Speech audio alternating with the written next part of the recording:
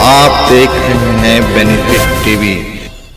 देखिए, भारतीय इतिहास में आज़ादी के बाद यह पहली ऐसी घटना है जो रिजर्वेशन में प्रमोशन माननीय पूर्व उप प्रधानमंत्री बाबू जगजीवन राम ने इस देश में लागू कराया था। और रिजर्वेशन में प्रमोशन का मुख्य उद्देश्य था जनसंख्या के आधार पर प्रोपोर्शनल रिप्रेजेंटेशन हर डिपार्टमेंट में होने का था।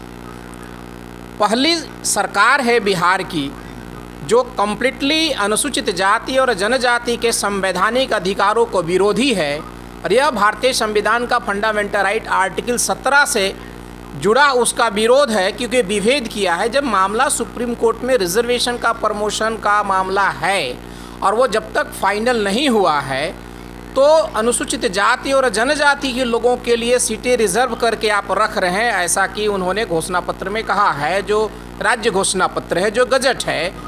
तो जब अन्य लोगों के लिए वो मामला फंसा हुआ है और अनुसूचित जाति के लिए भी जब फंसा हुआ है, तो अनुसूचित जाति के लिए आप रिजर्व कर रहे हैं, बाकी लोगों को लिए आप दे रहे हैं। तो रिजर्वेशन का जो मान लिया कोटा है 83 है, 74,000 समथिंग का जो मामला सीट का है, और वो 83% में ही अगर टोटल भर गया तो हमारे लोगों का पोस्ट कहाँ देंगे कल अगर सुप्रीम कोर्ट का जजमेंट आता है। तो ये सरासर सरकार ने अनुसूचित जाति जनजाति के खिलाफ में अत्याचार है। और समाज के बुद्धिजीवियों से मेरा अपील है कि सरकार के इस नीति का पूरी जोर शोर से विरोध होना चाहिए और सरकार को इस पर पुनर्विचार करना चाहिए। मुख्य मांग मेरा यही है। अदरवाइज पूरे समाज के तमाम लोगों को, नीतीश कुमार जी को खास करके मैं ये कहना चाहता हूँ कि राजनीति समाज की दासी है, और समाज में जो अनुसूचित जाति है वो 17% और अभी 20% की आबादी हमारी हो गई है। आप राजनीति करने जा रहे हैं, आप चुनाव में जा रहे हैं, आपको इसका जवाब हमारा समाज का लोग देगा। और इन्हीं चंद शब्दों के साथ कि आप इस पर पुनर्विचार करें और अनुसूचित जाति जनजाति का भी सुप्रीम कोर्ट के जजमेंट आने से पहले ही सब लोग को पदस्थापित करें प्रमोशन के द्वारा, और जब निर्णय आएगा उसके अनुसार डिसीजन जब सबका होगा तो हमारा भी होगा। यही मुख्य मांग। राजनीति से प्रेरित है, क्योंकि इन्होंने बीच का रास्ता निकालने का प्रयास किया है, लेकिन इसमें अनुसूचित जातियों जनजातियों के साथ अन्याय हुआ है।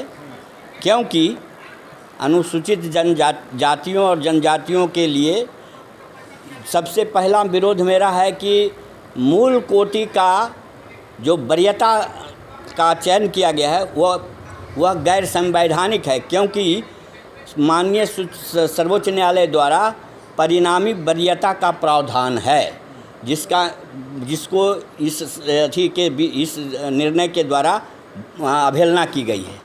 बिहार सरकार के खासकर जो SC ST का जो प्रभाव पड़ेगा कर्मचारी पर नहीं पड़ेगा, कर्मचारी पर ये पड़ेगा कि जब प्रमोशन नीचे क्लास से ऊपर नहीं जाएगा तो नीचे पद खाली नहीं होगा। बेसिक ग्रेड का पद खाली जब नहीं होगा तो शेड्यूल कास्ट के किसी भी लड़कों का नया बहाली नहीं होगा। सबसे बड़ा ये है कि सिर्फ रिजर्वेशन इन प्रमोशन की बात नहीं है, इसमें नए लोगों को बहाली भी नहीं होगा और आने वाली पीढ़ी जो है मारी जाएगी। इसलिए नीतीश कुमार का ये निर्णय, इस सरकार का ये निर्णय संविधान विरोधी नहीं है, दलित विरोधी और दलित हितों के खिलाफ है, जिसका प्रतिकार हर एक लोगों को करना चाहिए। कर्मचारी संघ आगे क्या निर्णय? अब कर्मचारी संघ का बात कर्मचारी संघ जाने, कर्मचारी संघ में हम हैं नहीं, ठीक है।